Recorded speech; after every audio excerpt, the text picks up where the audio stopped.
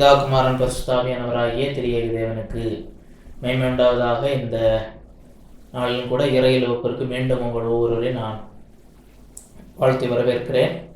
நாம் கிறிஸ்தவ இறையியல் என்கிற போதனை தொடரை நாம் பார்க்க ஆரம்பித்திருக்கிறோம். இறையியல் தவிர்க்க முடியாத வார்த்தை என்பதிலே துவங்கி இறையியல் என்றால் என்ன, இறையியல் ஏன் என்கிறதிலே நாம் அடுத்த கட்டமாக பார்க்க ஆரம்பித்தோம். அதைத் தொடர்ந்து இறையியலே அடுத்த காரியங்கள். இறையியல் என்று சொல்லும்போது எந்தெந்த நிலைகளிலே நாம் இறையியலை படிக்கக்கூடியவர்களை, இறையியலை கற்கிறவர்கள், இல்லை இறையியல் பேசுகிறவர்களை எந்தெந்த நிலையிலே பிரிக்க வேண்டும் என்று சொல்லி பார்த்தோம். இறையியல் என்று சொல்லுகிற எல்லாரையும் ஒரே கூற்றுக்குள் கொண்டு வர முடியாது என்று சொல்லி பார்த்தோம். கடந்த 4வது வகுப்பிலே இறையியலுடைய கிளை பிரிவுகள், பிரான்ச்சஸ், இல்லை இறையியலுடைய உட்பிரிவுகள், இல்லை கிளை பிரிவுகளாக இறையியலுடைய பிரிவுகள் என்று சொல்லி முக்கியமாக 5 பிரிவுகளை நாம் பார்த்தோம். குறிப்பாக அது எந்த புத்தகத்தை அடிப்படையாக வைத்தென்றால் பால் என்பவர் எழுதிய மூடி இறையியல் கையேடு புத்தகத்தை அடிப்படையாக வைத்து 5 கிளை பிரிவுகளை நாம் கடந்த வகுப்பிலே பார்த்தோம். வேதாகம இறையியல், பிப்ளிக்கல் தியாலஜி, அதாவது பைபிளுடைய புத்தகங்கள், அது தனிப்பட்ட புத்தகமாக இருக்கட்டும், இல்லை தனிப்பட்ட நபராக இருக்கட்டும், அதனுடைய பார்வையிலே மோசே, யோசுவா, பவுல், யோவான் என்கிற நபர்களுடைய இறையியல் செய்தியோ, இல்லாவிட்டால் ஆதியாகமம், யாத்திராகமம், யோசுவா என்கிற புத்தக அடிப்படையில் படிக்கக்கூடியது, கற்கக்கூடியது. இதை வேதாகம இறையியல் என்று சொல்லி பார்த்தோம். அடுத்ததாக முறைப்படுத்தப்பட்ட இறையியல், ஒழுங்குபடுத்தப்பட்ட இறையியல், சிஸ்டமேட்டிக் தியாலஜி.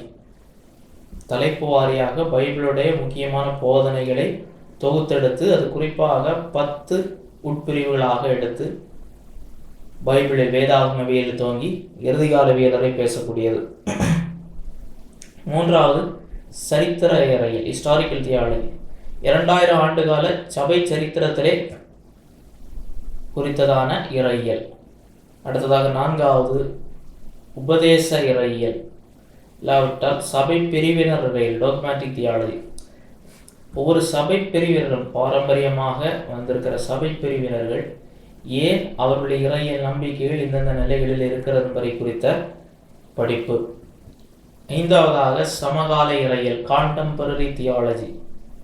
குறிப்பாக கடந்த 100 ஆண்டுகளிலே புதியதாக ஏற்பட்ட இறையியல் பிரிவுகள், அதாவது புதியதாக வந்த இறையியல் சிந்தனைகள், இல்லை அந்த சிந்தனைகள் வெளிச்சத்திலே வந்த நற்காரியங்கள், எதிர்மறையான விளைவுகள் போன்றவைகள் என்ன, இந்த வேர்ட் ஆஃப் ஃபெய்த் தியாலஜி என்று சொல்கிறார்கள். செழிப்பின் உபதேசம், வார்த்தை உபதேசம் என்று சொல்லி அவைகளெல்லாம் இப்போது வந்தது. இதை வைத்து இதை ஒரு இறையியல் புரிதலாக, இறையியல் பிரிவாக சிலர் போதிக்கிறார்கள். ஆனால் அவைகளில் தவறுகள் உண்டு. இவைகளெல்லாம் கண்டெம்பரரி தியாலஜிக்குள்ளே வரும். அந்த கண்டெம்பரரி தியாலஜி, சமகால இறையியலிலே அநேக விதமான இறையியல் பிரிவுகளை, பார்வைகளை நாம் அதை பார்ப்போம். கர்த்தர் தாமே அதற்கு கிருபை செய்வாராக. இன்றைக்கு அதனுடைய 2வது பிரிவாக, இறையியலுடைய கிளைகளுடைய 2வது பிரிவாக சில இறையியல் பிரிவுகளை நான் உங்களுக்கு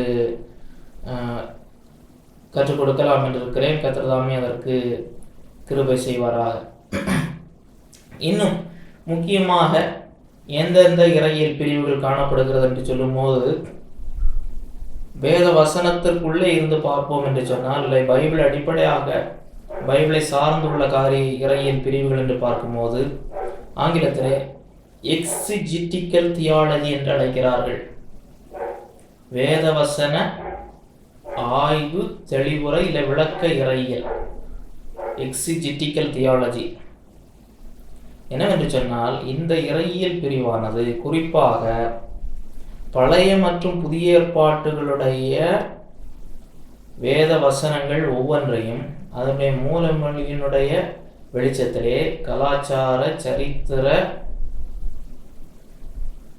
பார்வையோடு அவைகளை வெளியே கொண்டு வந்து அதனுடைய உண்மையான கருத்தை வெளியே கொண்டு வந்து வியாக்கியானப்படுத்தி விளங்க செய்தல். இதை ஹெர்மனியூட்டிக்ஸ் என்று வேதவசன விளங்க கலை என்று சொல்லி சொல்லுகிறது உண்டு.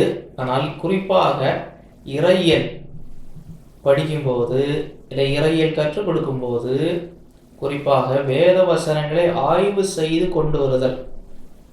அப்போ இதுதான் வேதாகம இறையியல் என்று சொல்லி சொல்லுகிறவருடைய வேதாகம இறையியல் தான் இது என்று சொல்லி. ஆனால் இந்த எக்ஸிஜெட்டிக்கல் தியாலஜி வேதவசன ஆய்வு இறையியல் அதை தனியாக வேதாகம இறையிலிருந்து பிரித்து இதை தனி இறையியல் பிரிவாக எடுக்க வேண்டும் என்று சொல்லுகிற இறையியலாளர்கள் சொல்வது என்னவென்றால், பிப்ளிக்கல் தியாலஜி வேதாகம இறையியல் அது தனித்தனி வசனங்களை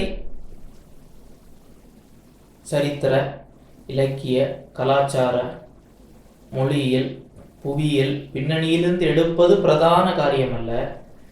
பழைய ஏற்பாட்டு இறையியல், புதிய ஏற்பாட்டு இறையியல், வேதாகம இறையியல் என்று சொல்லும்போது ஒரு குறிப்பிட்ட எழுத்தாசிரியர், பைபிளுடைய ஒரு ஆசிரியர் இல்லை குறிப்பிட்ட ஒரு புத்தகத்தினுடைய முழுமையான இறையியல் பார்வையை கோர்த்து பேசுவது.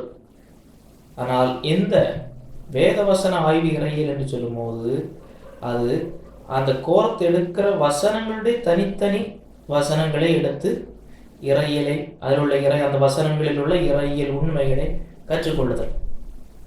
இதில் குறிப்பாக இந்த எக்ஸிஜெட்டிக்கல் தியாலஜி, இந்த வேதவசன ஆய்வு விளக்க இறையியலுடைய முறை என்று சொல்லும் போது முதலாவதில் வரக்கூடியது ஃபிலோலோஜி என்று சொல்லுகிறார்கள். ஃபிலோலோஜி என்று சொல்லும்போது மூல மொழிகளுடைய வெளிச்சத்தில் வசனங்களை புரிதல்.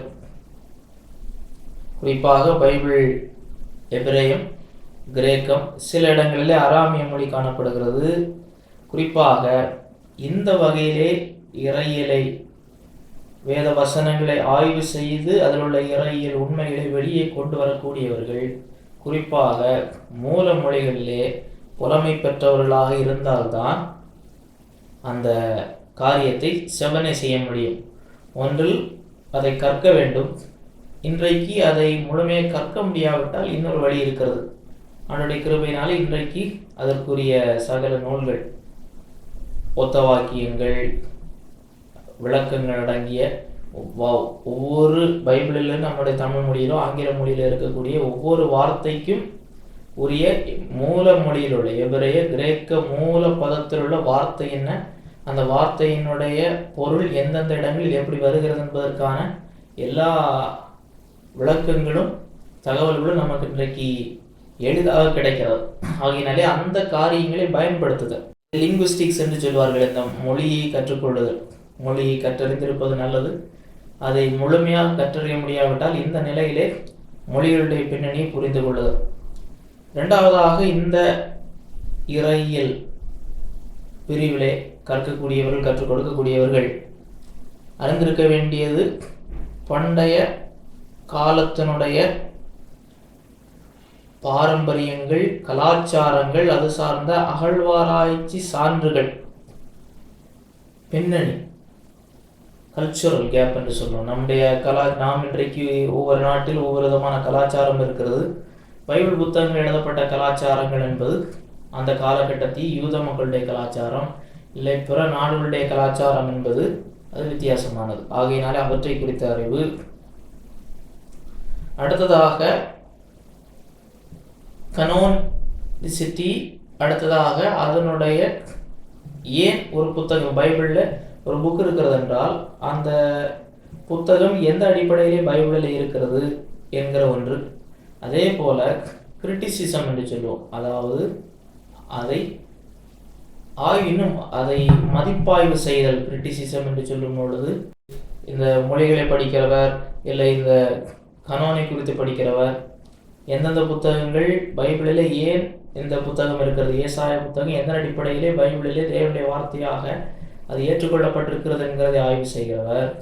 அடுத்ததாக என்ன அறிய வருகிறார், மூல பிரதிகள், எந்த புத்தகத்தினுடைய மூல பிரதிகள் இன்றைக்கு நம்முடைய கரங்களில் இல்லை, அந்த மூலப்பிரதிகளுடைய நகல்கள் தான் நம்முடைய கரங்களில் இருக்கிறது. இந்த நகல்கள் நம்முடைய கரங்களில் இருக்கும்போது என்று சொல்லும்போது அந்த நகல் எடுத்தலிலே சில இடங்களிலே பிரதிகளுக்குள்ளே சிறு சிறு வித்தியாசங்கள் இருக்கிறது. அந்த வித்தியாசங்கள் எதனால் இருக்கிறது? இதில் மூலப்பிரதியிலே இதில் எந்த வார்த்தை இருந்திருக்க வேண்டும்?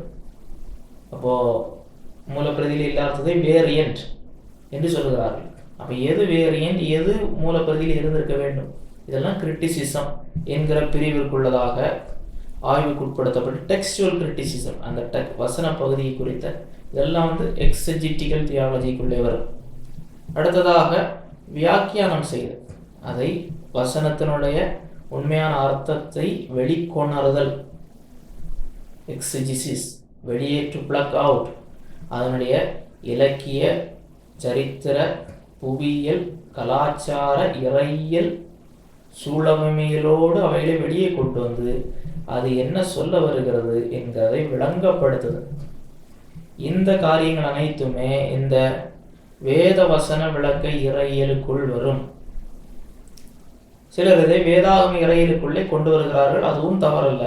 சிலர் நான் சொன்னது போல அதனுடைய நோக்கம் வேறு, இதனுடைய நோக்கம் தனித்தனி வசனங்கள் சார்ந்தது. வேதாகம இறையியல் என்பது அது ஒரு புத்தகமோ இல்லை புத்தக ஆசிரியர் சார்ந்தது என்று வித்தியாசப்படுத்துகிறார்கள். இது ஒரு இறையியல் பிரிவு. அடுத்ததாக ஒரு இறையியல் பிரிவு என்னவென்று சொல்லி பார்க்கும்போது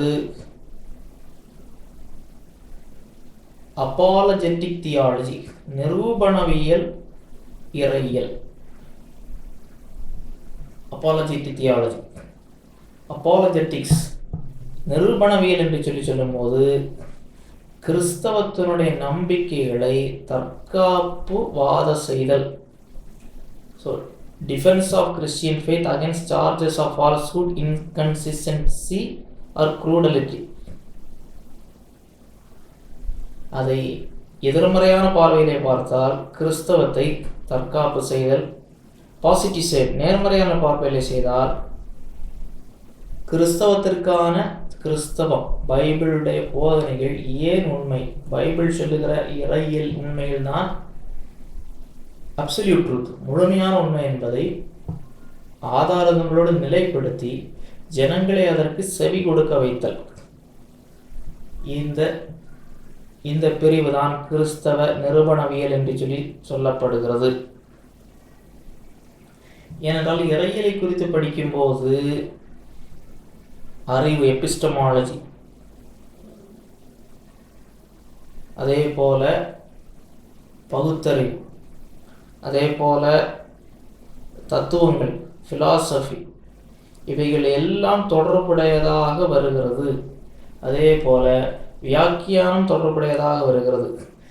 இன்றைக்கு நாம் இந்த பைபிளில் பல விதமான இறையியல் பிரிவுகள் வாயிலாக பைபிளுடைய போதனைகள் உண்மை என்பதை விசுவாசிக்கிறோம். இந்த பைபிளுடைய போதனைகள் ஏன் உண்மை என்கிறதை நாம் விளங்கப்படுத்தக்கூடியது. உதாரணத்திற்கு சங்கீதம் 137வது சங்கீதத்திற்கு வருவீர்கள் என்று சொன்னால் இங்கே ஒவ்வொரு விதமான இறையியல் பிரிவுகளுடைய நோக்கத்தை ஒரு உதாரணமாக கூட நாம் பார்க்கலாம். இப்போ 137வது சங்கீதம் இதிலே ஒவ்வொரு விதமான இறையியல் பிரிவுகளுக்குள் இந்த வசனங்களை கொண்டு வந்து பார்க்கும்போது, இப்போ வேதாகம இறையியல் என்று சொல்லும்போது பழையற்பாட்டு இறையிலுக்குள்ளே வருகிறது.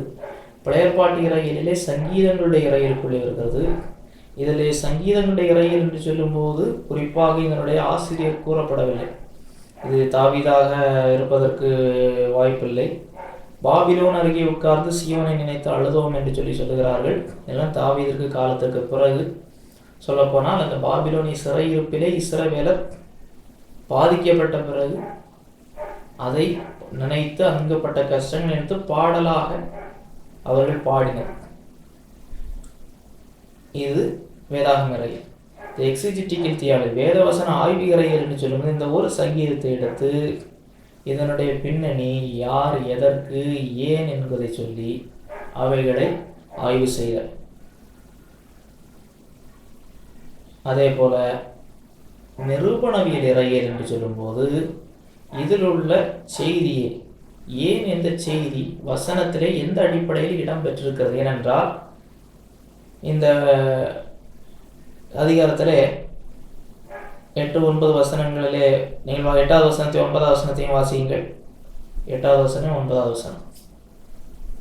பாபிலோன் குமாரத்தியே, பாழாய் போகிறவளே, நீ எங்களுக்கு செய்தபடி உனக்கு பதில் செய்கிறவன் பாக்கியவான். உன் குழந்தைகளை பிடித்து கல்லின் மேல் மோதி அடிக்கிறவன் பாக்கியவான். இதுல அந்த எக்ஸிஜிட்டிக்கல் தியாலஜியின் நோக்கம் இந்த வசனம் என்ன, எந்த அடிப்படையிலே சொல்ல வருகிறது, யார் எதற்கு ஏன் இதை கூறினார்கள். நிரூபணவியல் இறையில் என்று சொல்லும்போது இதிலே உள்ள ஒரு முக்கியமான அம்சத்தை எடுத்து கிறிஸ்தவத்தினுடைய நம்பிக்கைகளை நிலைப்படுத்து. இப்போ கிறிஸ்தவத்தினுடைய நம்பிக்கைகளுக்கு விரோதமான தாக்குதல்கள் தொடுக்கப்படும் போது இந்த மாதிரி இதே போன்ற வசனங்கள் தவறாக புரிந்து கொள்ளப்பட்டு கேள்விகள் கேட்கப்படுகிறது. குழந்தைகளை பிடித்து கல்லின் மேல் மோதியடிக்கிறவன் பாக்கியவான். ஏன் இந்த ஒரு வசனத்தை மொட்டையா எடுத்து உன் குழந்தைகளை பிடித்து கல்லில் மோதி அடிக்கிறவன் பாக்கியவான் இப்படி கர்த்தர் சொல்லி இருக்கிறார் என்று மொட்டையை பேசிக்கொண்டு, இப்போ இந்த இடத்துல இது சொன்னது கர்த்தரா இல்லை மனிதர்களா? இந்த மனிதர்கள் சொன்னது எந்த அடிப்படையிலே சொன்னார், ஏன் சொன்னார்? பைபிளில் இருக்கிறது என்றால் இதிலிருந்து நாம் புரிந்து கொள்ள வேண்டியது என்ன? நாம் குழந்தைகளை பிடித்து கல்லில் மோதி அடிக்க பைபிள் சொல்லுகிறதா? இல்லை, இது இம்பரகேட்டரி சாங்ஸ் என்கிற ஒரு பட்டியலுக்குள்ளே இப்பேற்பட்ட ஒரு வேதனையினுடைய பாடல்களை கொண்டு வருகிறார். அந்த வேதனையில் புலம்பலாக இதை நாம் பார்க்கிறோம். ஆகையினாலே இந்த காரியங்களை கிறிஸ்தவத்தினுடைய நம்பிக்கைகளை நிலைப்படுத்தி பேசுகிறதுக்கு அந்த பார்வையில் எடுப்பது அப்பாலஜெட்டிக் தியாலஜி. வேறு சில உதாரணங்களை பார்க்க வேண்டுமானால், சவுலிடம் ஆண்டவர் சொல்கிறார், அமலேக்கியரை முழுவதுமாக நீ இந்த பூமியிலிருந்து அற்றுப்போகத்தனதாக அவர்கள் ஒருவரை விடாமல் மடங்கடிக்க வேண்டும். அப்போ தேவன் மனிதர்கள் ஒரு இனத்தை அழிப்பதற்கு தேவன் சொல்லுவாரா என்கிற கேள்வி. இந்த மாதிரிப்பட்ட கேள்விகள் இந்த நிரூபணவியல் இறையில் கற்றுக் கொடுத்து அதை பேசி செயல்படும் போது இது பிரயோஜனகரமாக அமையும். எந்த ஒரு இறையியல் பிரிவு எடுத்தாலும் அங்கே நீங்கள் இறையியலை கற்கிறீர்கள், இறையியலை பேசுகிறீர்கள், கற்றுக் கொடுக்கிறீர்கள். ஆனால் அதனுடைய அம்சங்களை ஒவ்வொரு இடத்துலையும் ஒவ்வொரு இறையியல் பிரிவு உங்களுக்கு அவசியப்படுகிறதா இருக்கும். இந்த நிரூபணவியல் இறையியலை, அது அப்பாலஜெட்டிக்ஸ், அது ஒரு தனி பிரிவு இருக்கிறது.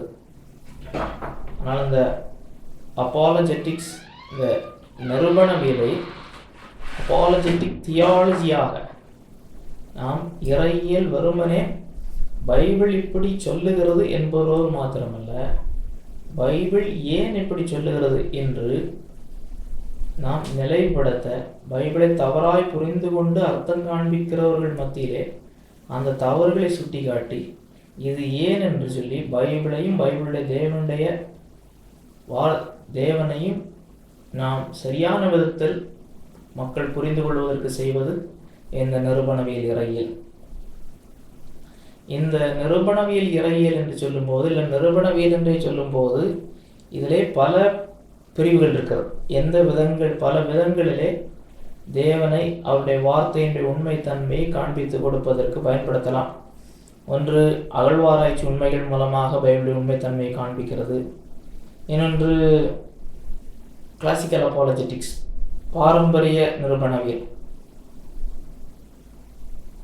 அதை தத்துவங்களோடு இணைத்து அடுத்து கிறிஸ்தவத்தினுடைய ஆதாரங்களோடு கொண்டு வருவது. அதே போல கம்பேரிட்டிவ் ரிலீஜியன்ஸ், மற்ற நம்பிக்கைகள் மற்ற மதங்களோடு ஒப்பிட்டு கிறிஸ்தவம் பைபிள் ஏன் மேன்மையானது என்பதை காண்பிக்கிறது. கல்ச்சரல் அப்பாலஜெட்டிக்ஸ், கலாச்சாரங்களோடு தொடர்புபடுத்தி பைபிளுடைய செய்தி எந்த அளவு ஒரு ஆக்கப்பூர்வமான மாற்றத்தை கொண்டு வந்திருக்கிறது என்பதை காண்பிப்பது. இது அதே போல சரித்திர நிரூபணவியல், ஹிஸ்டாரிக்கல் அப்பாலஜெட்டிக்ஸ், அறவாத இறையியல், ப்ரீசப்போசிஷனிசம், அது ரொம்ப முக்கியமான ஒரு பிரிவு.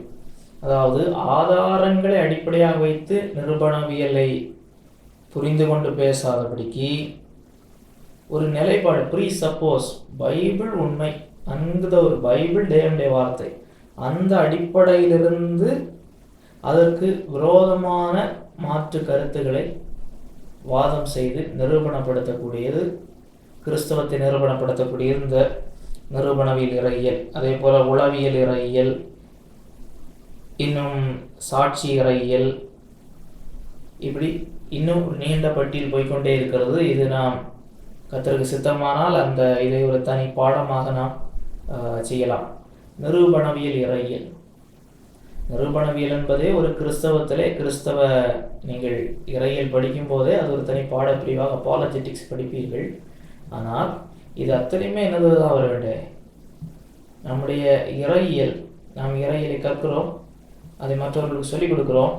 அதிலே வெறுமனே பழைய ஏற்பாட்டில் எப்படி இருக்குது, புதிய ஏற்பாட்டில் எப்படி இருக்குது, அதோடு மாத்திரம் இல்லாமல் இல்லை சிஸ்டமேட்டிக் தியாலஜியிலே இது காடில் வரும், இது சர்ச்சில் வரும், இது கிறிஸ்துவ பற்றி வரும் என்பதோடு இல்லாமல் சபை சரித்திரத்தில் இதை பற்றி என்ன பேசியிருக்கிறாங்க இல்லாமல், இல்லை சபை பிரிவினர் இதை குறித்து என்ன நம்புகிறார் என்பதோடு இல்லாமல், சமகாலத்திலே இதை குறித்த பார்வை என்பதோடு இல்லாமல், ஏன் பைபிள் எப்படி சொல்லி இருக்கிறது, ஏன் அது உண்மை, ஏன் இந்த வகையில் இது புரிந்து கொள்ளப்பட வேண்டும் என்கிறதை விளங்கப்படுத்தி நிரூபணவியல் இறையியல். சரி, அடுத்ததாக இன்னொரு வகை இறையியலாளர்கள் சொல்லக்கூடியது என்னவென்றால் பிராக்டிக்கல் தியாலஜி, நடைமுறை வாழ்வு இறையியல். இந்த இறையியல் எதற்கென்று சொன்னால், நாம் கற்றுக்கொள்ளக்கூடியவற்றை, அதை வேதாகம இறையியலிலே கற்றுக்கொள்கிற உண்மைகளாக இருக்கட்டும், சிஸ்டமேட்டிக் தியாலஜி முறைப்படுத்தப்பட்ட இறையியலை கற்றுக்கொள்கிற உண்மைகளாக இருக்கட்டும், சரித்திர இறையிலையோ சமகால இறையிலையோ இல்லை வேதவசன ஆய்வு இறையிலையோ கற்றுக்கொள்ளுகிற உண்மைகளை நம்முடைய வாழ்க்கையிலே அபியாசப்படுத்தக்கூடியது, நம்முடைய அனுதின வாழ்க்கையிலே அவைகளை தொடர்புபடுத்தக்கூடியது.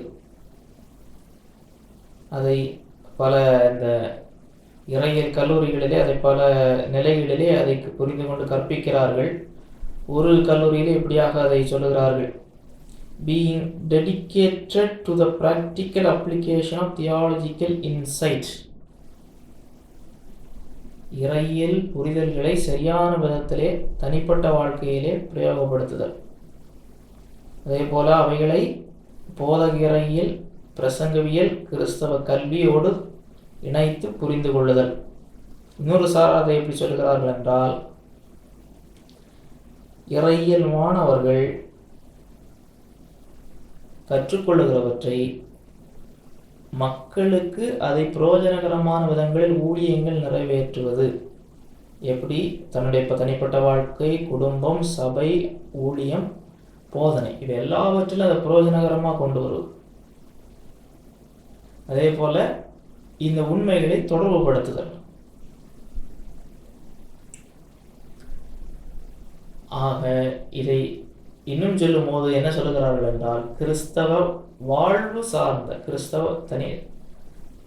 கிறிஸ்தவ வாழ்வு, கிறிஸ்டியன் லைஃப் என்று இன்னொரு பிராக்டிக்கல் தியாலஜி நடைமுறை வாழ்வு இறையில இன்னொரு பேர்ல என்ன சொல்லலாம் என்றால் கிறிஸ்தவ வாழ்வு.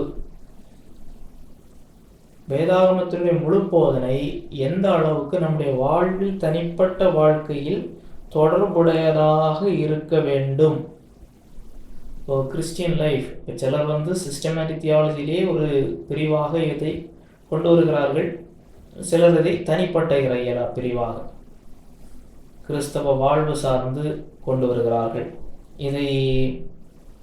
நாம் இதை பிராக்டிக்கல் தியாலஜி என்று சொல்கிறோம். கத்தோலிக்கர்கள் இதை என்ன சொல்கிறார்கள் என்றால் மாரல் தியாலஜி, அதாவது அறவாத இறையியல் என்று சொல்கிறார்கள். அவர்கள் என்ன சொல்கிறார்கள் என்றால் study of God from a perspective of how man must live in order to attain the favor of God. அவர்கள் டாக்மேட்டிக் தியாலஜி, மாரல் தியாலஜி என்று சொல்வார்கள். இப்போ டாக்மேட்டிக் தியாலஜி என்பது கத்தோலிக்க சபையினுடைய நம்பிக்கை. அந்த கத்தோலிக்க சபையினுடைய நம்பிக்கையை எப்படி ஒரு தனிநபர் தன்னுடைய வாழ்க்கையிலே செயல்படுத்தி காண்பிக்க வேண்டும் என்பதை, இதை அவர்கள் மாரல் தியாலஜி என்று சொல்வார்கள். நாம் இதை எத்திக்கல் தியாலஜி என்றோ ப்ராக்டிக்கல் தியாலஜி என்றோ டாக்டர் ஆஃப் கிறிஸ்டியன் லைஃப் என்றோ சொல்வோம். இதுதான் இங்கு வித்தியாசம். அங்கு அவர்கள் முக்கியத்துவப்படுத்துவது அந்த கத்தோலிக்க சபையினுடைய நம்பிக்கைகளுடைய தொகுப்பை அடிப்படையாக அவர்கள் கொண்டு வருவார்கள். அது அங்கு ஒரு வித்தியாசமான காரியம். இது ஒன்று. அடுத்ததாக ஒரு இறையியல் பிரிவு என்ன இருக்கிறது என்றால் பாஸ்டோரல் தியாலஜி, போதக இறையியல், பாஸ்டோரல் தியாலஜி.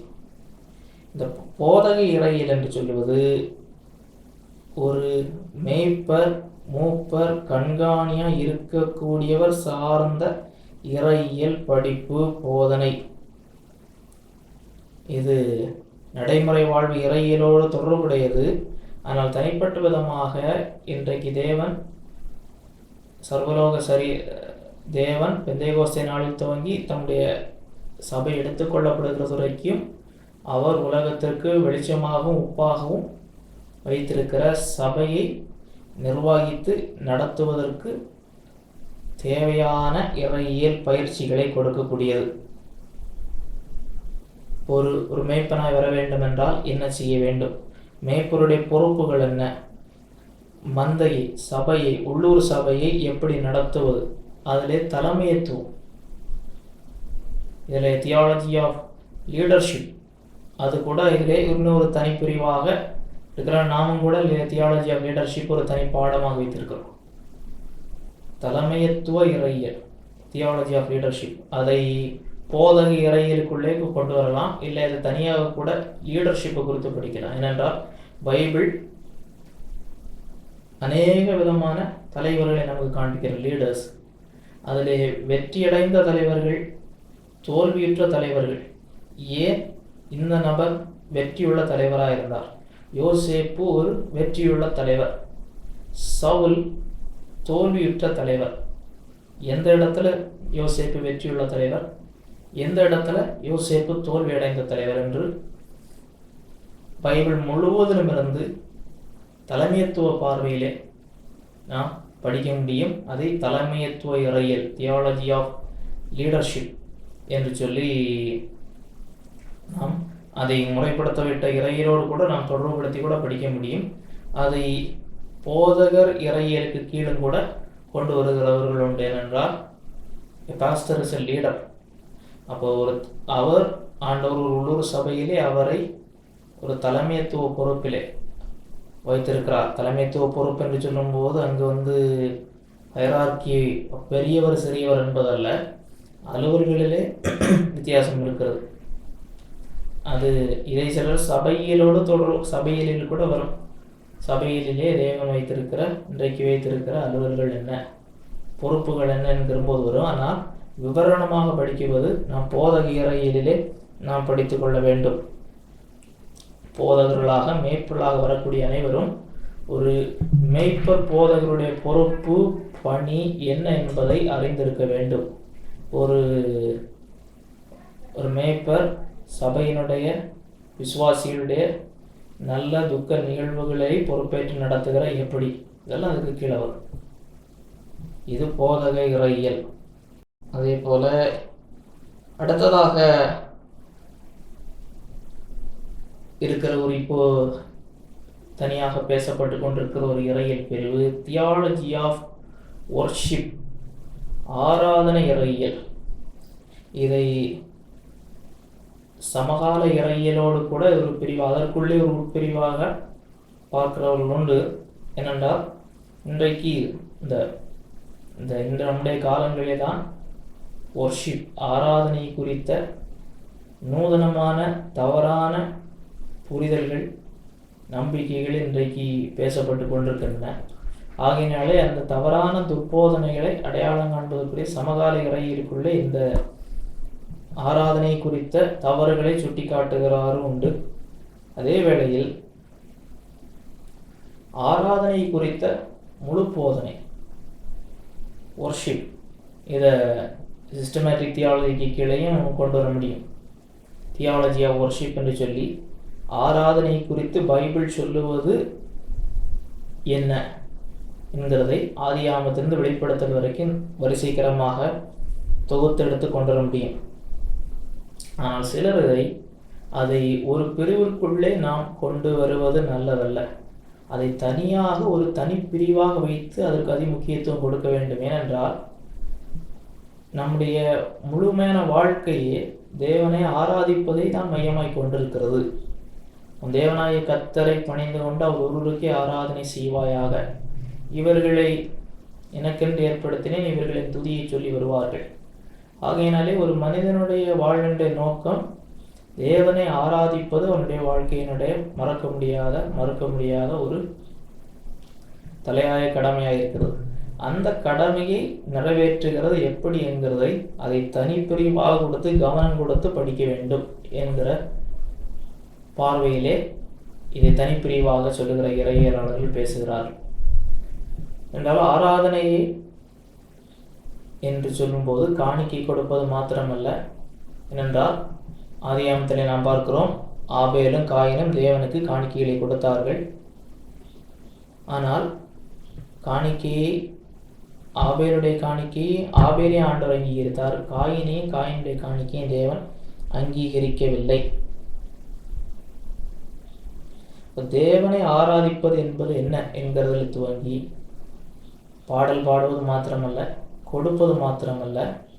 அப்போ எந்தெந்த விதங்களிலே ஆராதனை பயன்படுத்தப்பட்டிருக்கிறது, எந்தெந்த வார்த்தைகள் பயன்படுத்தப்பட்டிருக்கிறது, எந்தெந்த வழிகளிலே இந்த ஆராதனையை நாம் நிறைவேற்ற முடியும், அது எதற்கு நேராக நம்மை கொண்டு செல்ல வேண்டும் என்கிற குறித்த பார்வை.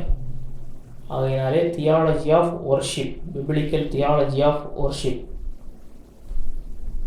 ஒரு வசனத்தை வாசியுங்கள். 1 கொரிந்தியர் 10வது அதிகாரம் 31வது வசனம். 1 கொரிந்தியர் 10வது அதிகாரம் 31வது வசனம். ஆகையால் நீங்கள் புசித்தாலும் குடித்தாலும் எதை செய்தாலும் எல்லாவற்றையும் தேவனுடைய மகிமைக்கென்று செய்யுங்கள்.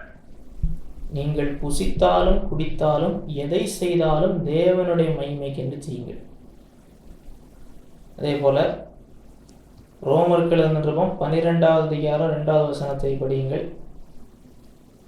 ரோமர் 12வது அதிகாரம் 2வது வசனம். நீங்கள் இந்த பிரபஞ்சத்துக்கு ஒத்த வேஷம் தெரியாமல் தேவனுடைய நன்மையும் பிரியமும் பரிபூர்ணமான சித்தம் இன்னதென்று பகுத்தறியத்தக்கதாக உங்கள் மனம் புதிதாகிறதுனாலே மறுரூபமாங்கள். அப்படி இருக்க சகோதரரே, நீங்கள் உங்கள் சரீரங்களை பரிசுத்தமும் தேவனுக்கு பிரியமுமான ஜீவ பலியாக ஒப்புக் கொடுக்க வேண்டும் என்று தேவனுடைய இரக்கங்களை முன்னிட்டு உங்களை வேண்டிக் கொள்கிறேன். இதுவே நீங்கள் செய்யத்தக்க புத்தி உள்ள ஆராதனை. உங்கள் சரீரங்களை ஜீவ பலியாக, living sacrifice, not dead sacrifice. அப்போ இது வாழ்நாள் முழுவதும் தொடர வேண்டியது. அப்போ புத்தியுள்ள ஆராதனைங்கிறது புத்தி இல்லாத ஆராதனை இருக்கிறது. ஆகையினால் புத்தியுள்ள ஆராதனையை எப்படி நாம் செய்ய முடியும்? அப்போ பைபிள் முழுவதையும் பார்க்கும்போது அங்கே தேவனை ஒரு வசன பகுதியை இல்லை ஒரு புத்தகத்தை படிக்கும்போது அந்த புத்தகத்தின் மூலமாக தேவன் எப்படி மகிமைப்படுகிறார், அங்கு எது தேவனுடைய நாமத்திற்கு மகிமையை கொண்டு வந்திருக்கிறது, அதை என்னுடைய வாழ்க்கையை தொடர்புபடுத்தும் போது அதில் உள்ள எந்த அம்சங்கள் என் மூலமாக தேவனுக்கு மகிமையை கொண்டு வரும். அது சில இடங்களிலே நமக்கு தேவன் கொடுத்த பொருளாதாரத்தின் மூலமாக இருக்கலாம், திறமைகள் மூலமாக இருக்கலாம், நாம் எடுக்கிற தீர்மானங்கள் மூலமாக இருக்கலாம், பிரதிஷ்டை மூலமாக இருக்கலாம். ஆகையினாலே இந்த தியாலஜி ஆஃப் வொர்ஷிப் இது மிக முக்கிய பங்கு வகிக்கிறது. பாடல்கள் மாத்திரமல்ல, இதை குறித்த தவறான பார்வைகளை அறிந்து கொள்வது இந்த தியாலஜி ஆஃப் வொர்ஷிப் ஆராதனை இறையியலோடு தொடர்புடையதாய் காணப்படுகிறது. அடுத்ததாக இருக்கக்கூடிய இறையியல் பிரிவு கான்டெக்ஸ்டுவல் தியாலஜி. சூழவமையல் இறையியல், சூழவமையல் கான்டெக்ஸ்ட்.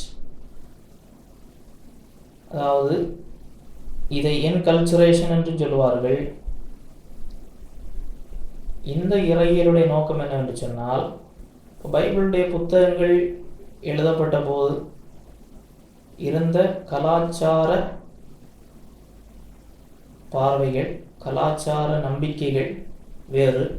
இன்றைக்கு நாம் வாழ்ந்து கொண்டிருக்கிற கலாச்சாரம் வேறு. நாம் என்று சொல்லும் போது மொத்த பூமியும் அடக்கி ஒரு கலாச்சாரம் இல்லை. இன்றைக்கு கூட ஒவ்வொரு நாட்டிலும் ஒவ்வொரு விதமான கலாச்சாரம், ஒவ்வொரு மொழி பேசுகிற இடத்துல ஒவ்வொரு விதமான கலாச்சாரம். அதுவும் இந்திய நாட்டிலே பார்க்கும்போது ஆயிரக்கணக்கான மொழிகள் பேசுகிறார்கள். அப்போ ஆயிரக்கணக்கான கலாச்சார வகைகள் இருக்கிறது. இப்போ இந்த நம்முடைய இந்த 21ஆம் நூற்றாண்டின் கலாச்சாரத்தையும் புதிய ஏற்பாட்டினுடைய கிபி 1ஆம் நூற்றாண்டு கலாச்சாரத்தையும் இன்றிலிருந்து அதே போல பழைய ஏற்பாட்டினுடைய கலாச்சாரத்தையும் தொடர்பு படுத்தி எப்படி உண்மையை மக்களுக்கு கொண்டு செல்லுதல் என்பதை இந்த முறை, இந்த இறையியல் பிரிவின் மூலமாக அதை கற்று செயல்படுத்துவதற்குடைய நோக்கமாக இருக்கிறது. பைபிளிலே கலாச்சாரத்தோடு தொடர்புடைய செய்திகள் இருக்கிறது. உதாரணத்திற்கு பாதங்களை கழுவுதல். இயேசு கிறிஸ்துவினுடைய காலகட்டத்திலே அவர் ஊழியம் செய்த பகுதியிலே இந்த வழக்கம் இருந்தது, கலாச்சார வழக்கம் இருந்தது. என்ன செய்வார்கள்?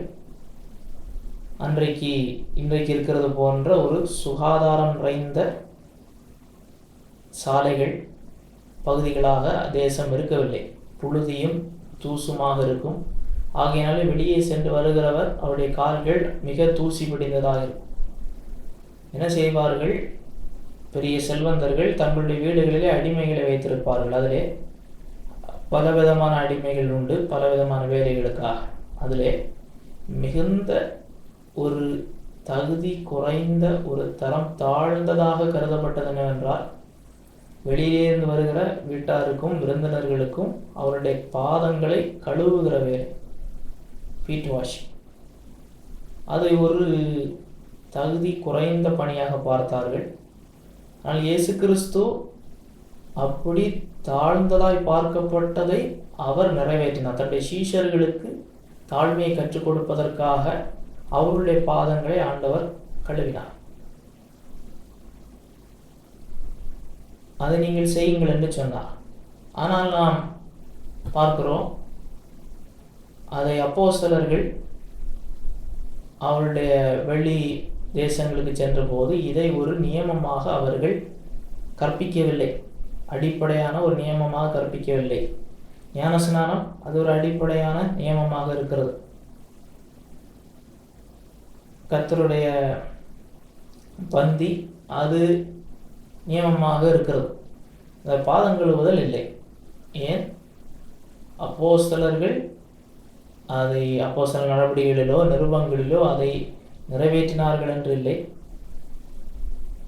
நிறைவேற்ற கட்டளை கொடுத்தார்கள் என்று. ஏனென்றால் இது கலாச்சார சார்ந்தது.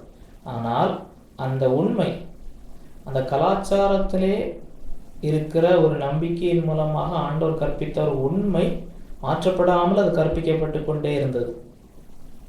ஒருவரில் ஒருவர் அன்பாய் இருக்க வேண்டும், தாழ்மையாய் இருக்க வேண்டும் என்கிற உண்மை. அதே போல 1 கொரிந்தியர் 11ஆம் அதிகாரத்தில் அந்த முக்காடை குறித்து பவுல் பேசுகிறார். இந்த முக்காடும் கலாச்சாரத்தோடு தொடர்புடையது. கிரேக்க கலாச்சாரத்திலே கொரிந்துவிலே திருமணமான பெண்கள் அவர்கள் முக்காடு அணிவார்கள். முக்காடு அணியாத பெண்கள் அவர்கள் தேவதாசிகளாக கருதப்பட்டார்கள். முக்காடு அணிந்த பெண்கள் அவர்கள் குடும்ப பெண்களாக, திருமணமாகி கணவனுக்கு கீழ்ப்படிந்திருக்கிற பெண்களாக கருதப்பட்டார்கள். அப்படி இருக்கும்போது கொரிந்துவிலே ரட்சிக்கப்பட்டு கிறிஸ்தவர்களான விசுவாசிகளிலே பெண்கள் சிலர் முக்காடு அணியாமல் இருந்தபோது அதை வெளியிலே பார்க்கிறவர்களுக்கு இவர்களை தவறான விதத்தில் பார்க்க தோன்றினது. இவர்கள் தேவதாசிகளாக இருப்பார்களோ என்று சொல்லி அவர்களை தவறான விதத்தில் பார்ப்பதும் அனுபவமாக இருந்தபோது பவுல் அதை கண்டிக்கிறார். நீங்கள் இடரலாய் இருக்கக்கூடாது, முக்காடு அணிய வேண்டும் என்று சொல்லி. ஆனால் மற்ற எந்த சபைகளிலும் இப்படி முக்காடு அணிவதற்கான கட்டளையை பவுல் கொடுக்கவில்லை. ஆனால் அந்த முக்காடை குறித்து பேசும்போது அங்கு சொல்லப்பட்டிருக்கிற அடிப்படை உண்மை என்னவென்றால், மனைவி கணவனுக்கு கீழ்ப்படிந்திருக்க வேண்டும், சப்மிஷன் டு ஹஸ்பண்ட். அந்த உண்மை மாறும். ஆகையினாலே பைபிளிலே கலாச்சாரத்தை சார்ந்த வசன பகுதிகள், கலாச்சார உண்மைகளை, கலாச்சார காரியங்களை பேசுகிற வசன பகுதிகள் பல இடங்களிலே இருக்கிறது. அது எதென்று அடையாளம் கண்டு கொண்டு அந்த கலாச்சாரம் ஒருவேளை இன்றைக்கு நான் சொன்ன போல பாதம் கழுவுறதற்கு, இன்றைக்கு பாதம் கழுவுவதற்கு என்று ஒரு அடிமை வைத்திருக்க வேண்டிய ஒரு அவசியம் இல்லை.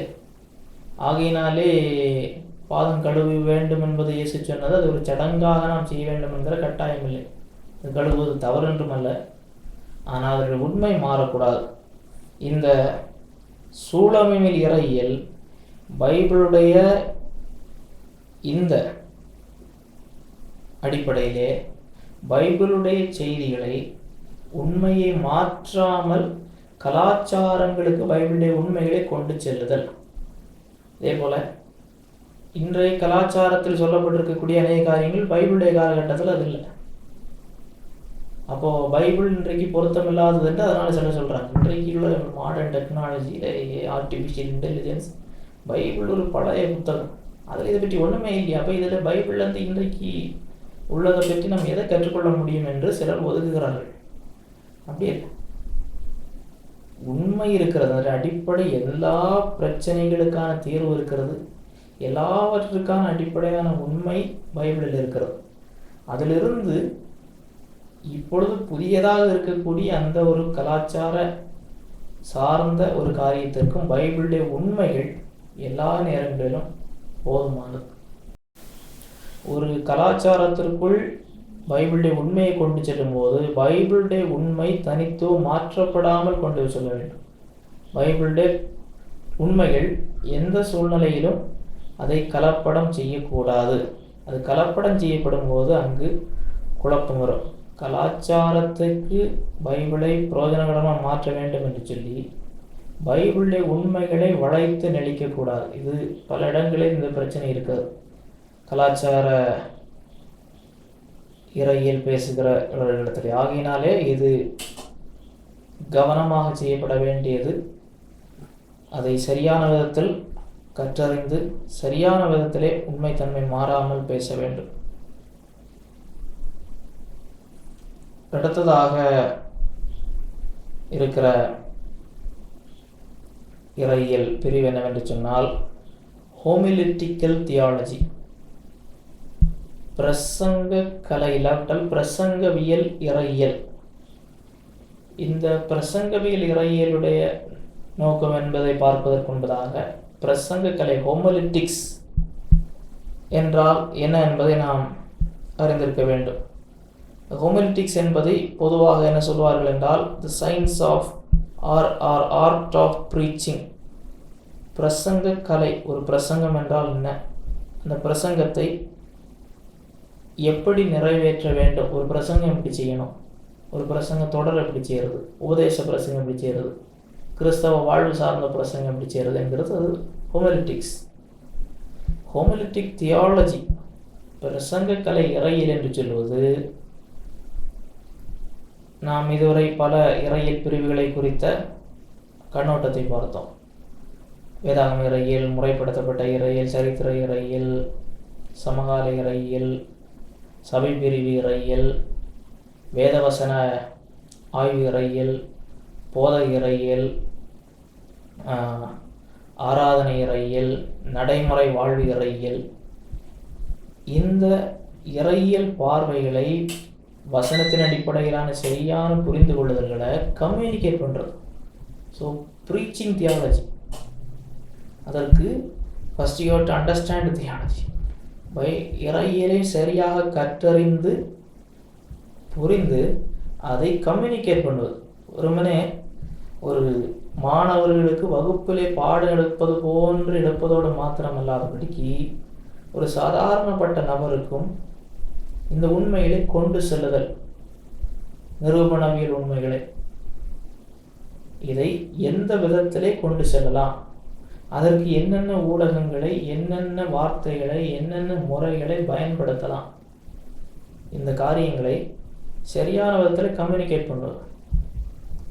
அதை சார்ந்த இறையியல் பிரிவு தான் இந்த ஹோமிலிட்டிக் தியாலஜி. அதற்கு என்ன செய்ய வேண்டும்?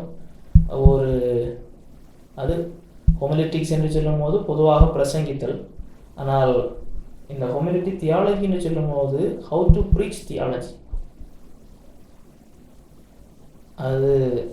அதை ஒரு தனிப்பிரிவாக இப்பொழுது அது சார்ந்த அநேக புத்தகங்களும் எழுதப்பட்டிருக்கிறது, ஹோமிலிட்டிக்கல் தியாலஜி.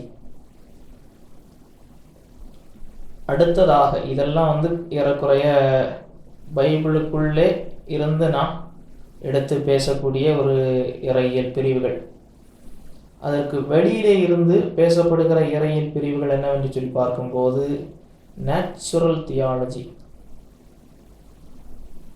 இயற்கையின் இறையியல், இல்லாவிட்டால் நாம் பொது வெளிப்படுத்தலின் இறையியல் என்று சொல்லலாம். இந்த பொது வெளிப்படுத்தல் முறைப்படுத்தப்பட்ட இறையியலுடைய ஒரு சின்ன பிரிவாக வரும். தேவனுடைய வெளிப்படுத்துதல் அது பொதுவான வெளிப்படுத்தல், சிறப்பு வெளிப்படுத்தல் என்று பார்ப்போம். அந்த பொதுவான வெளிப்படுத்தலில் தேவன் தன்னுடைய படைப்பின் மூலமாக, தேவனுடைய வழிநடத்துதல் மூலமாக, சரித்திரத்தின் மூலமாக தான் இருக்கிறார் என்பதை காண்பித்திருக்கிறார் என்று பார்த்தோம். ஆனால் அது முழுமையானதல்ல. ஏனென்றால் அது தேவன் இருக்கிறார் என்கிறதற்கான ஒரு சான்றுகளை கொடுத்தாலும் அவர் யார் என்பதையும் அவரை குறித்த முழுமையான திட்டத்தையும் நாம் அறிந்து கொள்வது அதன் மூலமாக முடியாது என்று சொல்லி நாம் அதில் படிப்போம். இங்கே நேச்சுரல் தியாலஜி என்கிற ஒரு இறையியல் பிரிவை பேசுகிறவர்கள் அதை தனிப்பிரிவாக எடுத்து எந்தெந்த விதங்களிலே மனிதர்கள் தேவன் இருக்கிறார் என்பதை இயற்கையின் மூலமாகவே அவர்கள் அறிவதற்குரிய வாய்ப்புகளை தேவன் கொடுத்திருக்கிறார் என்று சொல்லி அதை மையப்படுத்தி இறையியல் பார்வைகளை கொடுத்தல். குறிப்பாக ஒரு சின்ன ஒரு உயிரினமாக இருக்கட்டும், அந்த ஒரு உயிரினம் ஒரு பாக்டீரியாவாக இருந்தாலும் அதனுடைய குறுக்குவெட்டு தோற்றத்தை எடுத்து அந்த ஒரு பாக்டீரியாவோ ஒரு செல் உயிரி ஒரு அமீபாவோ அதற்குள்ளே நடைபெறுகிற மாபெரும் பணிகளை எடுத்து இது தானாய் வந்திருக்க முடியாது. இது நிருபணவியல் இறையியலோட தொடர்புடையது. இறையியல் பிரிவுகள் ஒன்றுக்கொன்று தொடர்புடையதாக இருக்கும். பல நேரங்களில் சில இடங்களில் அதை தனிப்படுத்தி வித்தியாசப்படுத்துவதற்குரிய ஒரு அம்சம். இது குறிப்பாக தாமஸ் அக்வினஸ் என்கிற இறையியலாளர் தான் இந்த பிரிவை பிரபலப்படுத்தினார். அவர் குறிப்பாக அரிஸ்டோட்டிலிய தத்துவங்கள் மூலமாக அடிப்படையாக வைத்து இயற்கையின் மூலமாக தேவனை மனிதன் கண்டுகொள்வதற்கான ஒரு வாய்ப்பை தேவன் வைத்திருக்கிறார் என்று சொல்லி அவர் ஒரு வாதத்தை முன்வைத்தார். அவருக்கு பிறகு வந்தவர்கள் இந்த இறையியல் பிரிவை பிரபலப்படுத்தினர். ஆனால் இந்த இறையியல் பிரிவிலே இது கவனமாக இருக்கு, இதையும் கவனமாக கையாளப்பட வேண்டும். ஏனென்று சொன்னால் இயற்கையின் மூலமாக தேவன் தன் இருக்கிறதை வெளிப்படுத்தி இருக்கிறார் என்றாலும் இயற்கை தேவன் அல்ல. இயற்கை மட்டுமே தேவனை குறித்து பேசுவதல்ல. ஏனென்றால் சிலர் டீசம் என்று சொல்லுவார்கள், ஒரு கொள்கை. அவர்கள் என்ன சொல்லுகிறார்கள் என்றால் தேவனை குறித்து நாம் அறிந்து கொள்வதற்கு அந்த படைக்கப்பட்டிருக்கிற பொருட்கள் பொதுவானது, சிறப்பு வெளிப்படுத்தல் தேவையில்லை என்று சொல்லி. அதே போல அநேக புலவர்களை குறித்து நீங்கள் பார்க்கும்போது இந்த இயற்கையை அதிகமாக வர்ணித்து பாடல்கள் பாடியிருப்பார்கள். Natural theology. இன்னும் சிலர் அதில் குறிப்பாக அவர்கள் இந்த இயற்கையின் மூலமாக நம்ம எல்லாத்தையும் அறிஞ்சிக்கலாம். அப்போ பைபிள் மாம்சத்தில் வெளிப்படுத்தப்பட்ட கிறிஸ்து அங்கு பிரதானம் இல்லை என்கிற ஒரு நிலைக்கு செல்லுமானால் அது ஆபத்தானது. சில இடங்களிலே பல கடவுள் கொள்கை, எல்லாமே கடவுள் என்கிற ஒரு தவறான கொள்கைக்கும் இது கொண்டு வந்துவிடும். ஏனென்றால் நாமே இயற்கையினுடைய ஒரு அங்கம், இயற்கையிலே கடவுள் தன்னை வெளிப்படுத்தி இருக்கிறார் என்பதை அடுத்து தாண்டி இயற்கையே கடவுள், நாமும் இயற்கையினுடைய ரங்கம், நாமும் கடவுள் என்று சொல்லி தவறான பேந்திசம், எல்லாமே கடவுள் என்கிற தவறான நம்பிக்கை வந்து விடுகிறது. ஆகையினாலே இந்த இயற்கையின் நேச்சுரல் தியாலஜி, இதை குறித்து ஒரு கிறிஸ்தவர் அறிந்திருக்க வேண்டியது என்னவென்றால், தேவன் படைத்த இந்த உலகத்தின் மூலமாக அவருடைய நித்திய வல்லமை, தேவத்துவ அன்புகளை குறித்து நாம் அறிந்து கொள்ள முடியும். சங்கீதம் 19, ரோமர் 1. ஆனால் இவைகள் தேவன் இருக்கிறார் என்பதை சாக்கு போக்கின்றி ஒருவருக்கு தெளிவுபடுத்த முடியும். ஆனால் தேவனுடைய ரட்சிப்பின் திட்டத்தை பூரணமாய் இந்த இயற்கை மனிதனுக்கு வெளிப்படுத்தாது. தேவனுடைய சில குணாதிசயங்களை மனிதன் புரிந்து கொள்வதற்கு அது ஊன்றுகோலாக இருக்கலாமே ஒழிய, இயேசு கிறிஸ்துனால் வருகிற ரட்சிப்பை நேரடியாக இது கற்றுக் கொடுக்க முடியாது. மாத்திரமல்ல, மனிதன் பாவத்திலே வீழ்ச்சியடைந்தவனாக இருக்கிறபடினாலே தேவனுடைய சிறப்பு வெளிப்படுத்தலுடைய செய்தியின் மூலமாக தான் அவன் உயிர் பெற்று மாற்றப்பட முடியும். ஆகையினாலே இந்த படைக்கப்பட்டிருக்கிற இயற்கை, ஆகாயம், நட்சத்திரங்கள், சமுத்திரம், மரம், செடி, கொடிகள், உயிரினங்கள், நம்முடைய உடல் அமைப்பு, செயல்பாடுகள், இவைகள் எல்லாம் கண்டிப்பாக தேவனுடைய ஆச்சரியமான செயல்கள் தான். அதை குறித்து நாம் துதிக்க வேண்டும், சங்கீதக்காரனை போல பாட வேண்டும். ஆனால் சிறப்பு வெளிப்படுதலை நாம் விட்டு பொதுவான வெளிப்படுத்தலுடைய ஒரு அம்சத்தை மட்டும் எடுத்து அதை பேசுவோமானால் அது அரைகுறையாகிவிடும், அது ஆபத்தானதாகிவிடும். ஆகையினாலே இந்த நேச்சுரல் தியாலஜி இதெல்லாம் நிரூபணவியல் இறையிலோடு கூட தொடர்புடையது. ஒருவரை பைபிளுக்குள் சிறப்பு வெளிப்படுத்தலுக்கு கொண்டு வருவதற்கு ஒரு அஸ்திபாரமாக இந்த நேச்சுரல் தியாலஜி, இயற்கையின் இறையியலை நாம் அவர்களுக்கு சொல்லிக் கொடுத்து அதை அப்படியே ஒரு பாலமாக வைத்து கிறிஸ்துவண்டை கொண்டு வருவதற்கு பயன்படுத்தினால் இது நல்ல பிரயோஜனகரமாக அமையும். பிலாசபிக்கல் தியாலஜி, தத்துவார்த்த இறையியல், இது என்னவென்றால் பைபிளுடைய உண்மைகளை தத்துவார்த்த ரீதியிலேயோ இல்லை தத்துவங்களை உபயோகித்து பைபிளுடைய உண்மைகளை மக்களுக்கு சொல்லிக் கொடுத்தல், புரிய வைத்தல். இப்போ சிலர் மத்தியிலே இன்னும் அதை குறித்த ஒரு விவாதம் இருக்கிறது. என்னவென்றால், இறையியலை, தத்துவத்தை ஒரே தற்றுக்கு கீழே கொண்டு வர முடியுமா அறிவை தேடுவதற்கு?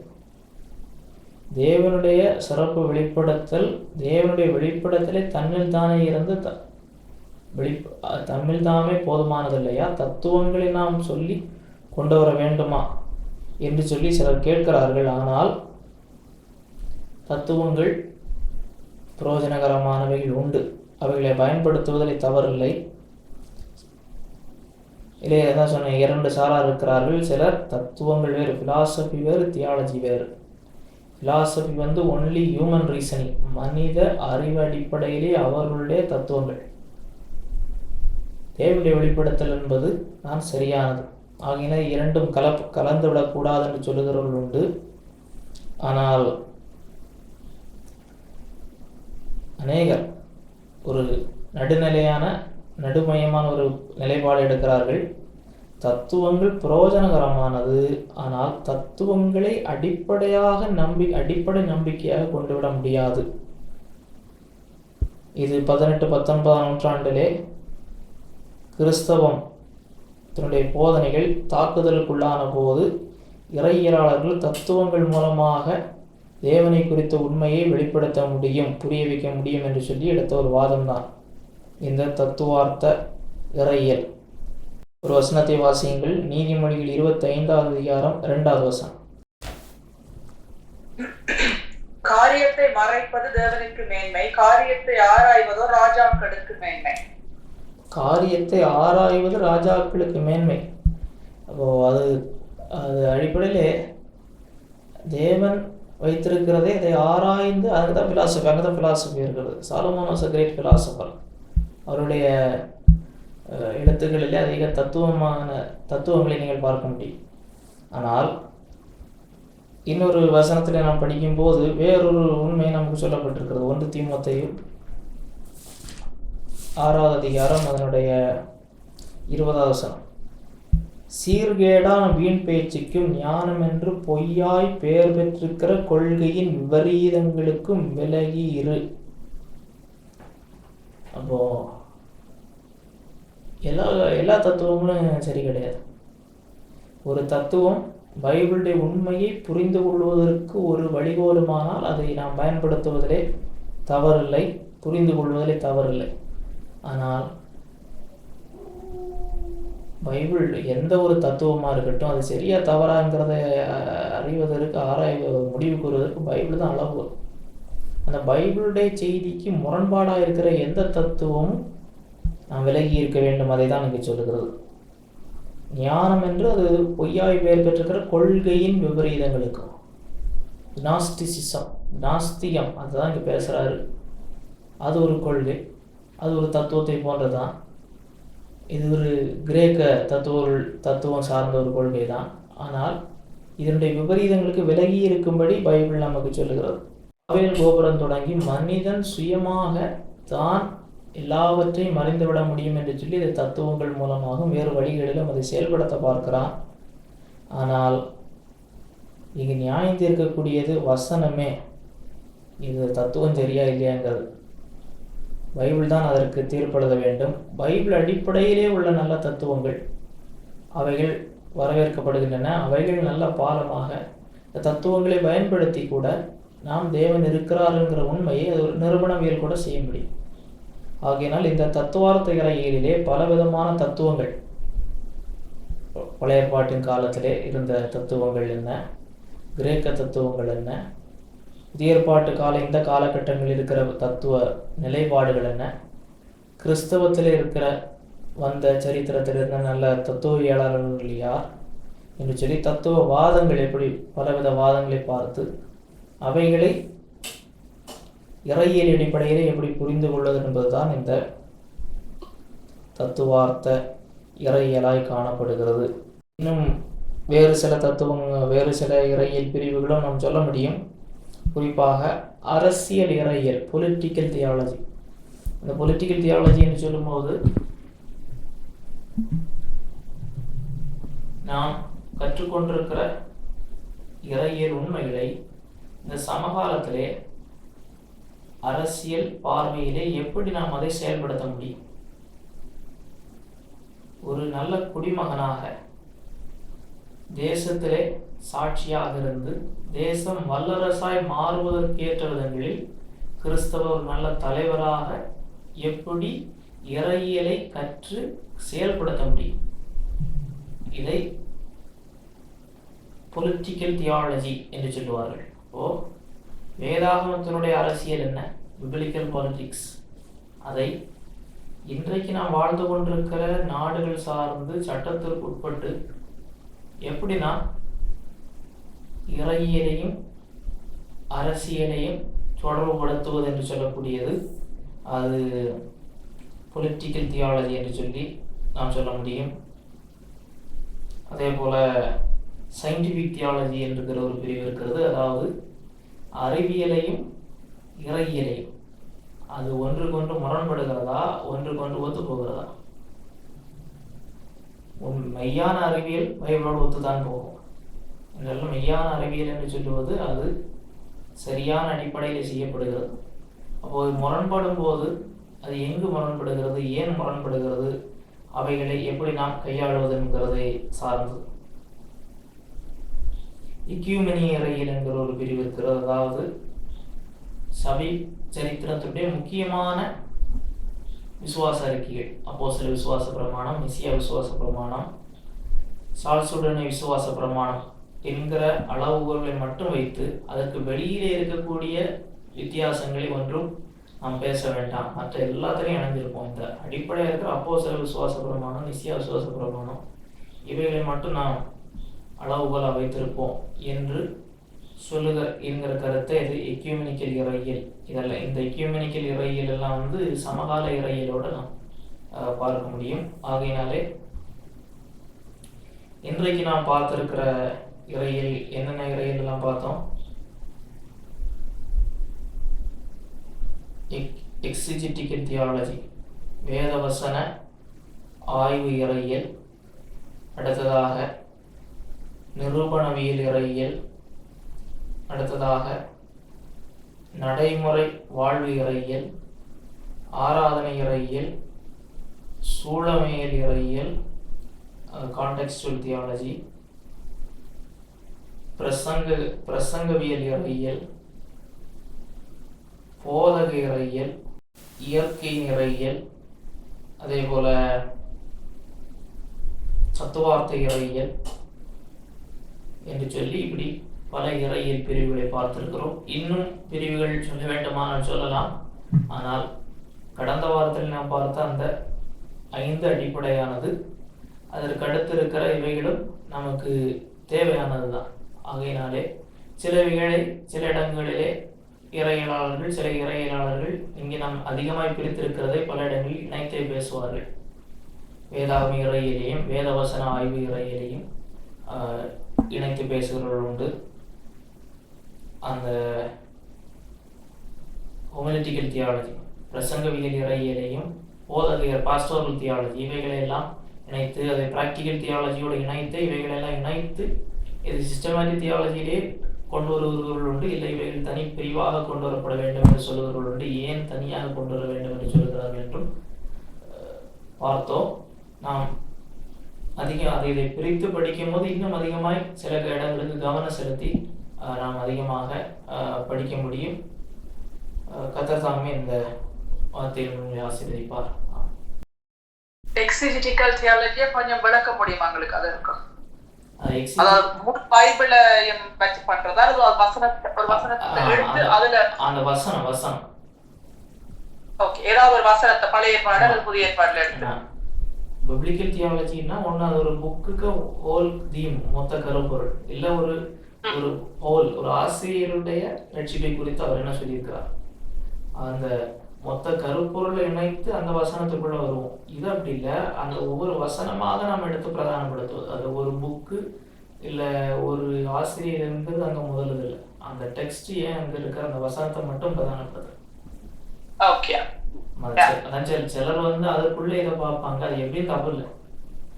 இங்க அதுக்குள்ள இதை கொண்டு வந்து இது ஏன்னா இதுவும் முக்கியமானது, இந்த ஸ்டெப்ஸும் முக்கியமானது. நீங்க அதுலேயே இதையும் கொண்டு வர முடியும்னா தப்பு இல்லை. சிலர் தனியா பார்க்கலாம். தத்துவ இறையியலுக்கு ஒரு உதாரணம் சொல்ல முடியுமா உங்களுக்கு? வெளி தத்துவத்தை எடுத்து அதை பைபிளுக்கு ஒத்து சொல்ல பாக்குறவங்களா? அதாவது உங்கள் புலவர்களிலும் இப்படி சொல்லி இருக்கிறாருன்னு போல் சொல்றாரு. நாம் அவருக்குள் இருக்கிறோம், அசைகிறோம். அப்போ அந்த புலவர் சொன்ன எல்லாமே சரி கிடையாது. நான் பவுல் எபிமெண்டஸ் நான் அவங்க சொன்ன எல்லாரும் கிடையாது, எல்லாருமே சரி கிடையாது. அப்போ அந்த பிலாசபிஸ் எடுத்து, ஏன்னா பிலாசபி சிலருக்கு பிலாசபி தான் நல்லா பிடிக்கும். அப்போ அந்த இப்போ பிலாசபின்னு சொல்லும் போது என்னது, பிலாசபிக்கல் ஆர்கியூமெண்ட் நம்ம சொல்ல முடியும். ஏன் எல்லாம் ஒண்ணுமே இல்லாம இருக்கலாம், ஏன் இதெல்லாம் இருக்குது, இருக்கிறது எல்லாமே ஏன் ஒழுங்கா இருக்கு, ஏன் அது ஒரு அடிப்படையாக ஒரு ஒழுங்கான வரிசையிலே பூமி இருக்கிறது, சுழலுகிறது. அப்போ அதுக்கு ஒரு ரீசன் இருக்கு. அப்போ ஒண்ணு இல்லாம ஒண்ணு வராது. அப்போ ஒன்று உருவாக வேண்டுமானால் அது உருவாக்குன ஒருத்தர் இருக்கணும். அப்போ இந்த அடிப்படையில கொண்டு வரும். ஓகே.